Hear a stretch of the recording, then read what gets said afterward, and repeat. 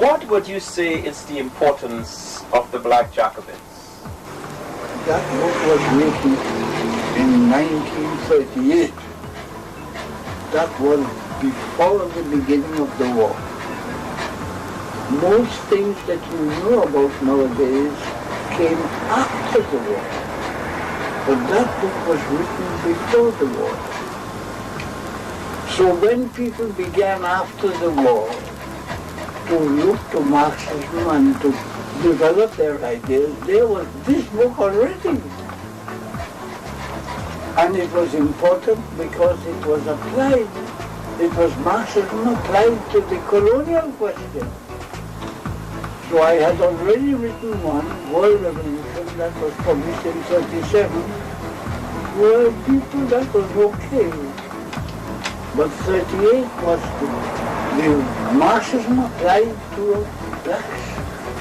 And after the war, people were very much interested in the colonial revolt, and the blacks were interested in revolutionary material.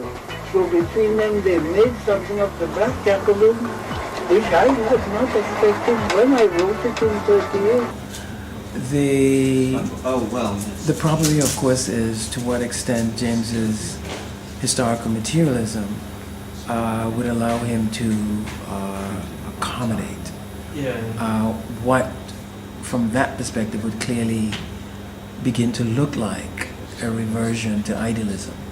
You know, that some of the critics of Caliban's reason have accused me of, kind of regressing into idealism. So it's difficult to know to what extent James would have, shifted his position, because he really was a secular person, very much so, and really thought that modern materialism, modern historical materialism, was the philosophy that was going to carry us into the future. And within the Marxian tradition, there was always the envisioning of the end of philosophy, the end of religion, with the realization of a socialist society. That the world of philosophy and the world of religion were sort of imaginary realms in which we projected our unrealized human potential. That within the Marxian tradition, the concept of God, you see, was a symbol for the perfection that we were not able to realize in life, you see. And so if you look at the ideals of religion and philosophy in that, you see, then clearly it makes sense to argue that they would disappear, Now, I think that the experience so far with the experiment, the socialist experiment, the collapse of socialism in the Soviet Union, China, should make us, pause here and rethink that position. It forces us to rethink, that claim or that modeling of the relationship between the imaginary world of religion and philosophy, spirituality, and the realization of a certain kind of society, you see? Because when you look at, the ethical and moral practices of individuals in socialist societies, they were not always what we hoped they would have been. In a way, Cuba and the idea of socialist men were represented high points that there we had moments and glimpses, you see, of that ideal, but then, you know, it slipped away. It kind of eluded us.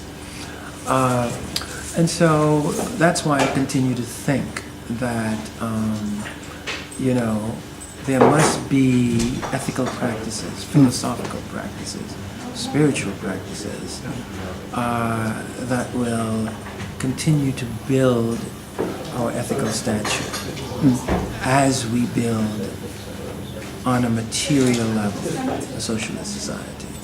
The overwhelming power of going to Queen's Royal College clearly, was crucial in James's understanding of himself and where his values came from.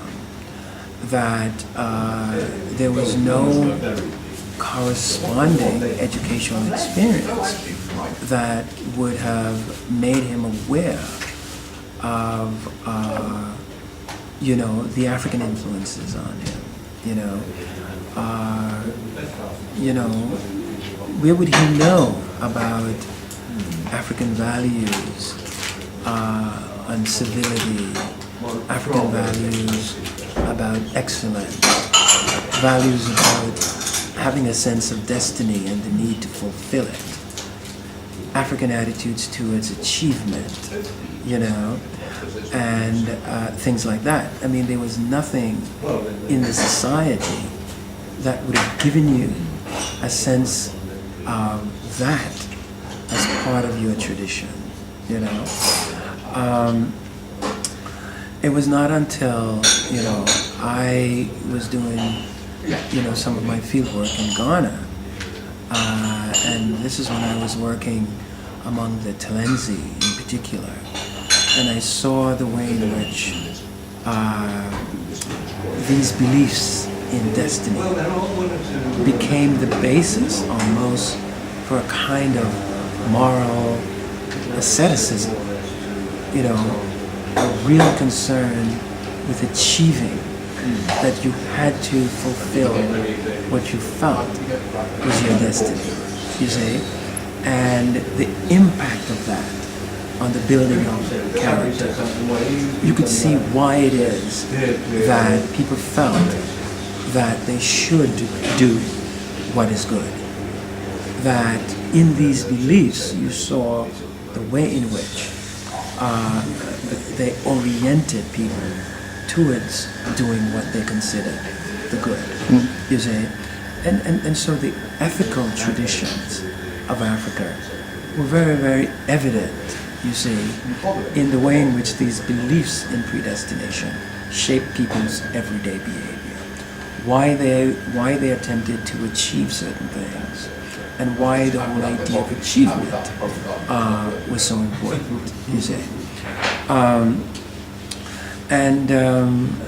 So in the case of James, and certainly in the case of myself, I went to the Antigua Grammar School, which was, the elite high school for boys in Antigua, and there was nothing in that experience that would have given me the African side of my heritage, in that way, you see, as a formative force, an ethical force, a political force in my life. Everything that I got was, the Christian heritage and how the norms, the values, and the beliefs of Christianity shaped one's character. So you came to understand yourself and who you were through that discourse. So it's only after I left the Antigua Grammar School and I began, to read about Africa and to study African culture, you see, that I came to this sense, well, geez, no, this is coming. There are two streams here, And the thing that really, really,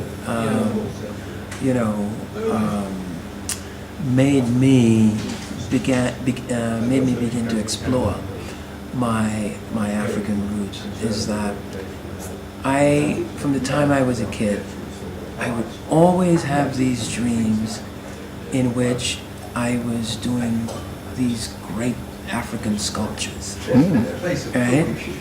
And I was always amazed by that, and so I knew that there was a part of me that was being creative in an African idiom, and these were always amazing sculptures, and so actually when I started writing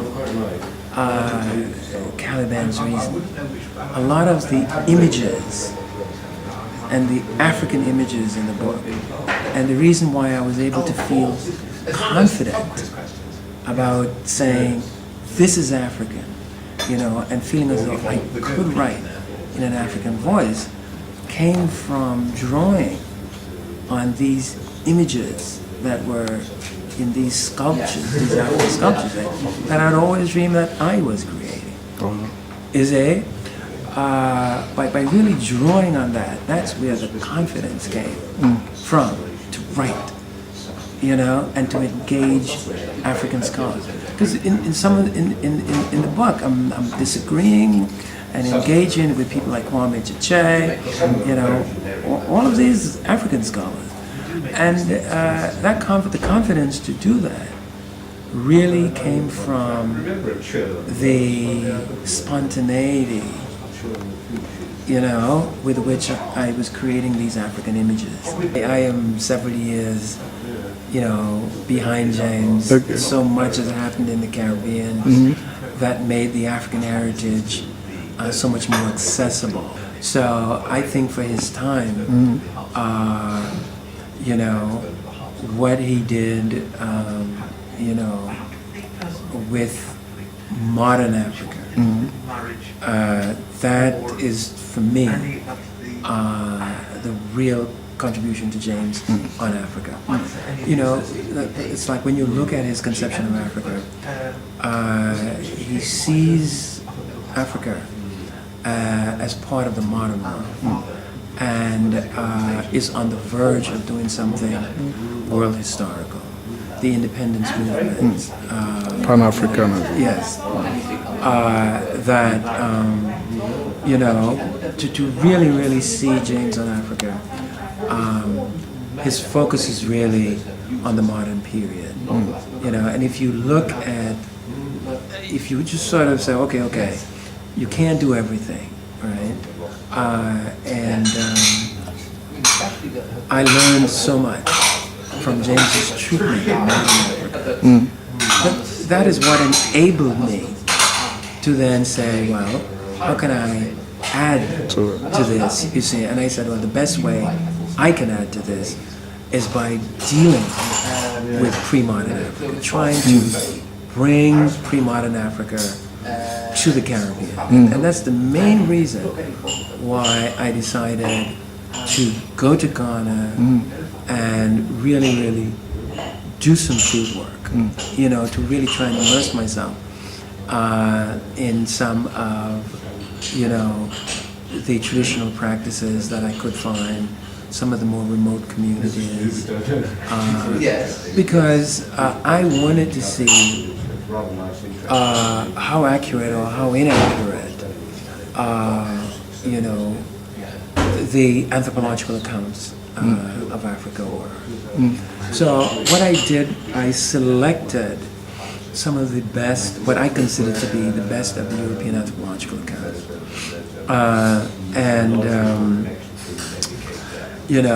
And I decided to almost literally check them out, you see. And what gave me that idea was in the work of somebody like Kwame Chiche. He, again, was very selective in his use of European anthropological accounts of pre-colonial Africa. And so you can see that there's a real difference in quality in a lot of these ethnographic accounts. Some are very, very Eurocentric and distorted. And then some really give you good information about African thought, religious ideas. I have expressed, surprise that James never, criticized Hegel for those passages in the philosophy of history in which he writes Africa out of human history. Basically writes India out also, and things like that. So in terms of both the Indo-Caribbean and the Afro-Caribbean populations of the region, those views of Hegel, I thought, needed to be engaged and critiqued, But I think that, because of the importance of Hegel to the Marxian tradition, James sees Hegel as the founder of dialectical thinking. And we know the importance of the Hegelian dialectic to the Marxian dialectic. That because, of the importance of Hegel to the origins and development of the Marxian tradition, I think that's probably the reason why. He made that clear from the beginning. Yes. Citing Lenin, you have to understand Hegel before you can understand Volume 1 of Capital. Exactly. But even when he cites the notes that Lenin made on the dialectics, leap, Yes. he translates that as support for Hegel, but it's a fundamental critique. Because here was Hegel talking about gradualism, and Lenin was saying, but how about leaping? And I didn't quite understand. Well, I guess the time he wrote the notes, they were simply notes that he did not. But no, the whole idea was just to do an exposition of Hegel. You see, and and it is unusual for James to take a thinker and really just do an exposition of that thinker. Because James is such a critical thinker. I really think that it's important to realize that for James, not all workers were at the same level, right, of political and economic development. That, what James, for example, saw among Hungarian workers, where they spontaneously, in a revolutionary moment, took control of production. James took that to mean that if there was a movement that would defend, protect, nurture, and encourage this, that this was now a historical possibility. Does that mean that in Trinidad, the same thing was a historical possibility at that moment? I don't think so. And so the need for a party in Trinidad at that moment, I thought, was a reflection of James's reading of where workers in Trinidad were at that time. You see? Now, so he doesn't generalize simply because workers in Hungary did that it was, you could automatically assume that workers in Trinidad were ready to do that. You see?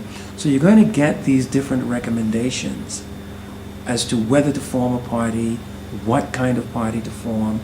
In other words, how much autonomy can you assume the workers have or are capable of at a given point in time?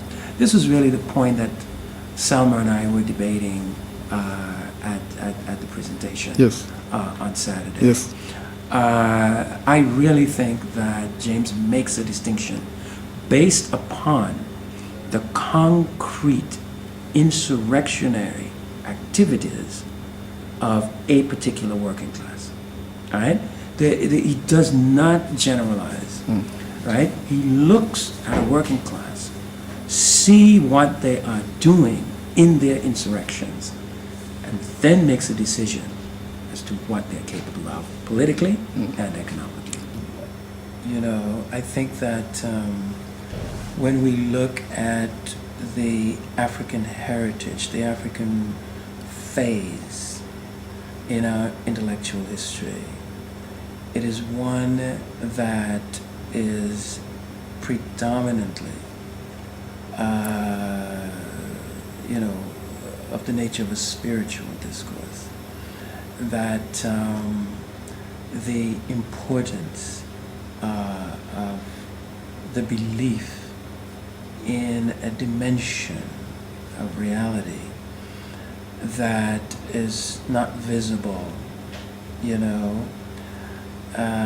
not audible, but nonetheless very real, very foundational, very potent.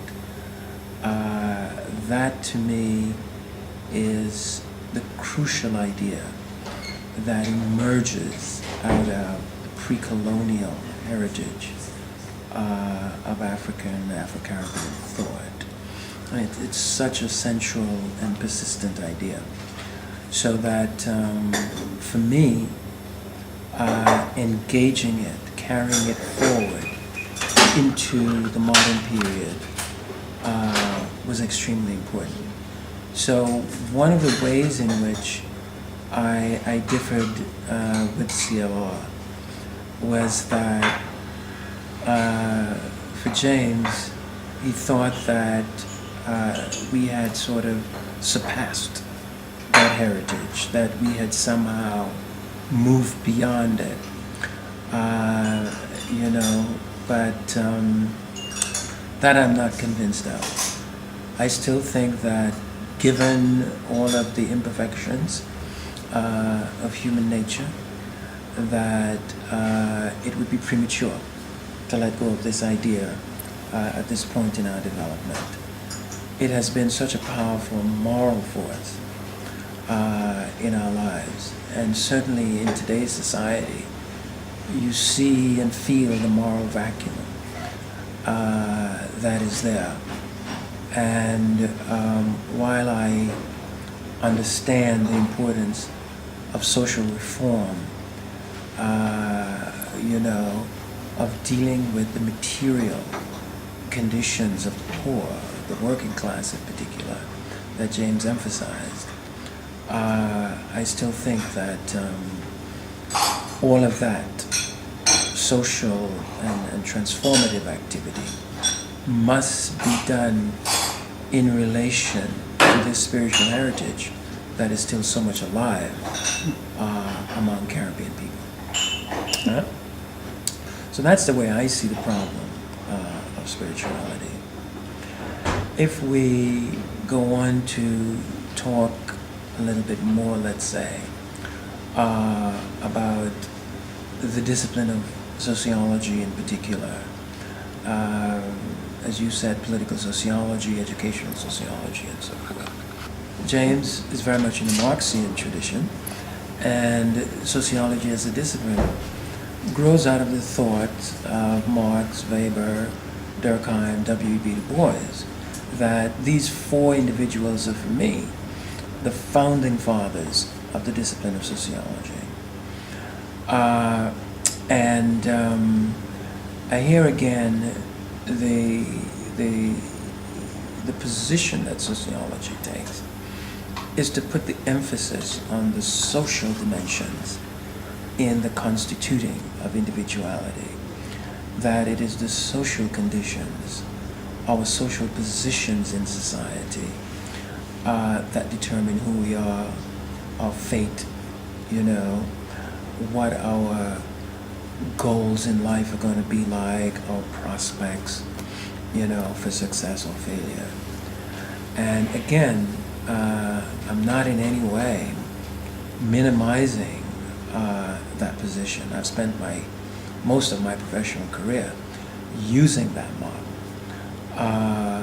But I also think that in order to dialogue with the average Caribbean person, you see, you have to engage the spiritual discourse in which they still understand the world. That for them, you see, while they understand the sociological dimensions, you see, there's also for them that spiritual dimension, right? And, if you cannot bring your theoretical discourse into conversation with their spiritual discourse, then I think it's either you're going to be talking down to them or you're going to be talking past them. And so whether we're dealing with a specifically Jamesian position or whether we're dealing with, a kind of standard sociological position, I still think the need to bring these two traditions of discourse, the sociological, the Marxist on the one hand, and the spiritual discourse. The idea that spirituality is what determines your ethical standing, the state of your moral existence, whether you act as a good person or a bad person.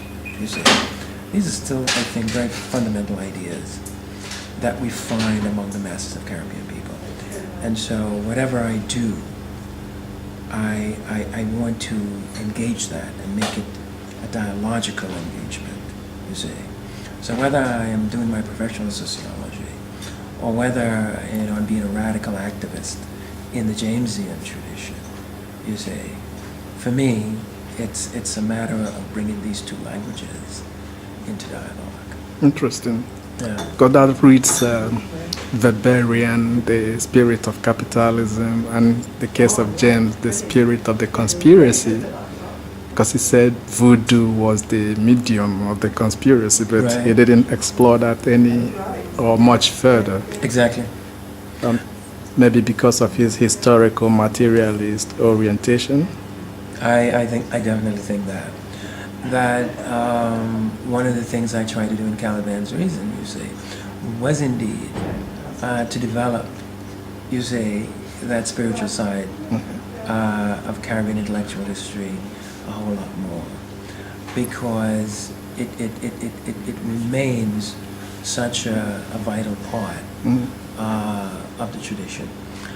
Another aspect of the African heritage that I think has been overlooked, that I like to emphasize, is the political, the political dimensions of pre-colonial African thought. So that when we talk about the history of political thought in the Caribbean, we never begin with the African heritage.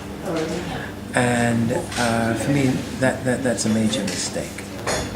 So, for example, when I talk about the political history of Antigua, I always begin with the traditions of African monarchy, the traditions of chiefdoms and kingdoms that were clearly brought to Antigua by Africans.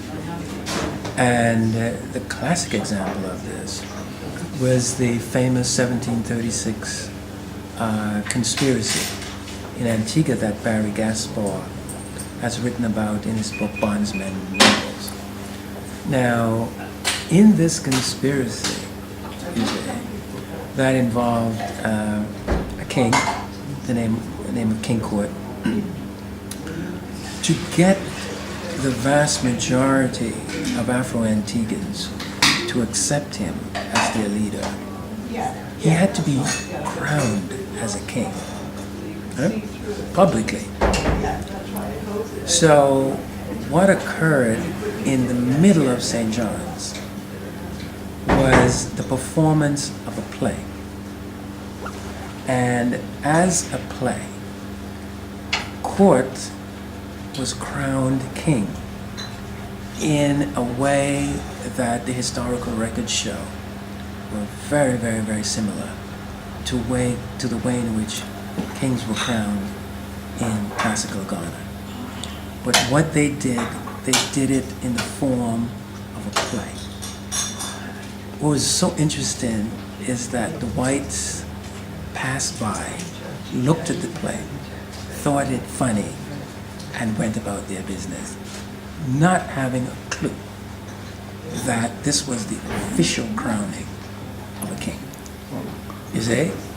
And it was after the performance of that play on the streets in St. John that King Court really became the king of the Afro-Antigans, and therefore was able to lead this attempted coup.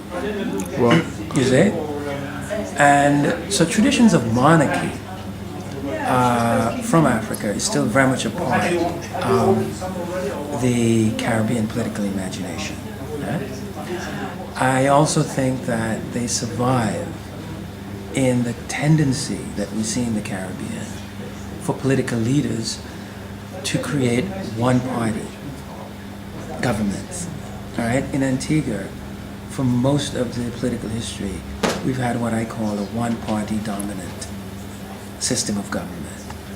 And the struggle to establish a two-party democracy is still going on. All right?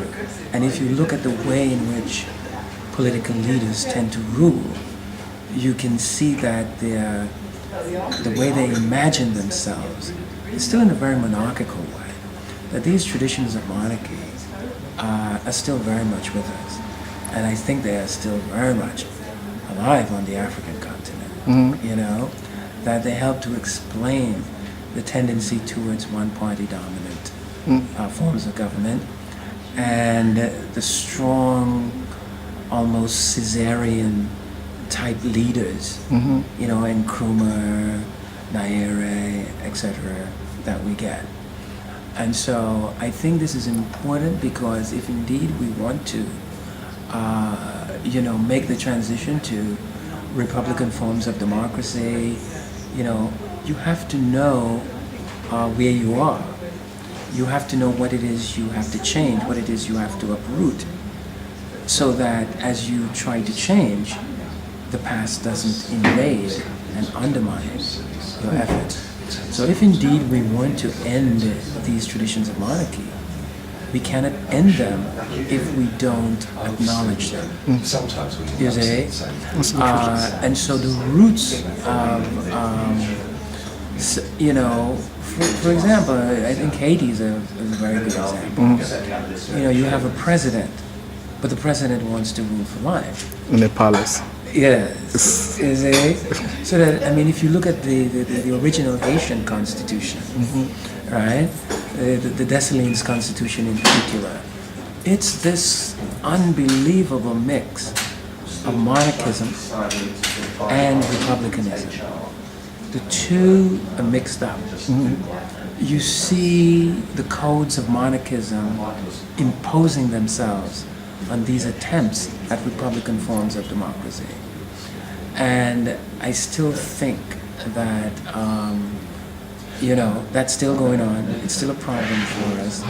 But the reason why we're still caught in it is because we don't fully acknowledge it. And to get past it, we need to acknowledge it. And Christophe declared himself monarch? Of course, a monarch, king. Yes. He declared himself king of Haiti.